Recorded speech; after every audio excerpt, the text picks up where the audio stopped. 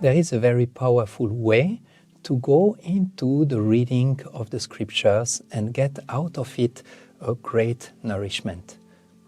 Very often we do not have much time to read. We are happy when we can chant our japa and do other practices, but reading often is left for the last. But this reading of the scriptures is extremely important and nourishing for all other practice that we are doing.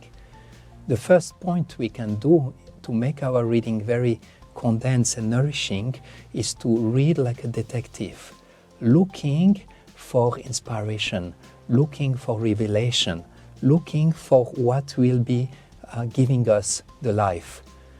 Once we localize these drops of nectar, this life-giving nectar of the scriptures, then the point is to reflect on it, in Sanskrit called manana, to absorb our consciousness, to bath our consciousness to those philosophical points or inspiration that make sense to us. To do that in a powerful way is to actually learn them.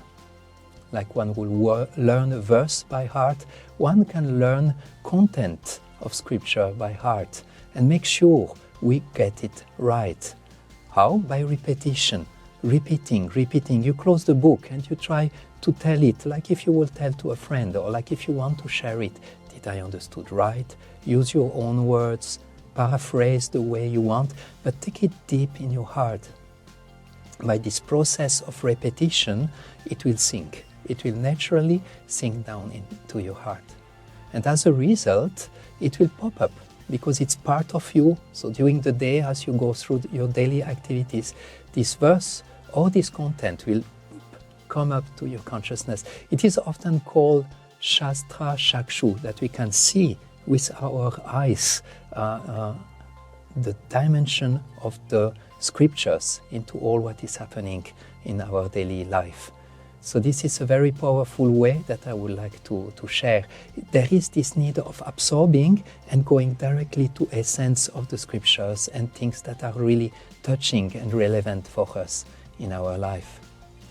Once my spiritual master mentioned that often many of us have a problem, a sickness that he calls a spiritual diarrhea, meaning we get so many input, so many information, but we just don't keep them. We just let them go through us, and at the end we don't have anything in our hands.